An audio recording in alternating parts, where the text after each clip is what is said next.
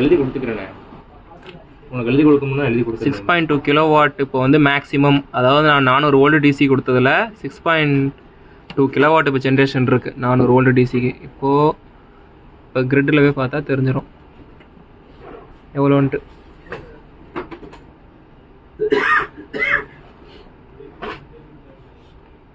இப்போ பாருங்கள் டெம்பரேச்சர் நமக்கு நான் மாடரேட்டாக மெயின்டைன் ஆகுது பாருங்கள். 29.8 கரெக்டாக மெயின்டைன் ஆகுது.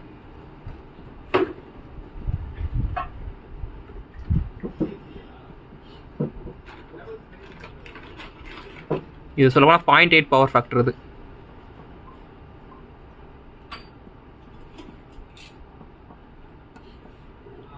ஏதாவது 330 பேனல் தானே போட்டிருப்பாங்க. அப்படின்னா 20 பேனல். இப்போ நீங்கள் கொடுத்தது 20 பேனலுடைய இதை கொடுத்துருக்கீங்க.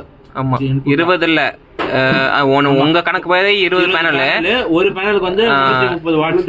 என்னோட கணக்கு படி பார்த்தீங்கன்னா மொத்தம் 32 பேட்டரி நான் கொடுத்துருக்கேன் 42 ஆம்ஸில். 6 கிலோவாட்டு 32 பேட்டரி. நம்ம கணக்கு படி பார்த்தா 20 பேனல், அதுவும் வந்து 330 வாட்ஸ். இது கிராஃபில் கூட பார்க்கலாம். கிராஃபில் ஏறுது, ஒரு ஏறுது ஜென்ரேஷனில் இந்த இடத்துல. Okay done done done done. வழி ஒன்று இருக்கு. அதில் எலக்ட்ரானோட டிஸ்சார்ஜ் ஃப்ளோவும் நம்ம அதில் பார்க்கலாம் தெர்மோகிராஃபியில். நெகட்டிவ் ஒயர் வந்து டார்க் ரெட்டில் வருது வந்து, அது வந்து இப்போ நம்ம டிஸ்சார்ஜிங் ஆகுது. அதான் நமக்கு காமிக்குதுங்க தெர்மோகிராஃபிக்கில். இந்த ரெண்டு அங்கே ஃபுல்லாக இதோட மாட்ரேட் டெம்பரேச்சரில் தான் இருக்குது இன்வெர்டர். மைல்டு டெம்பரேச்சர் தான்.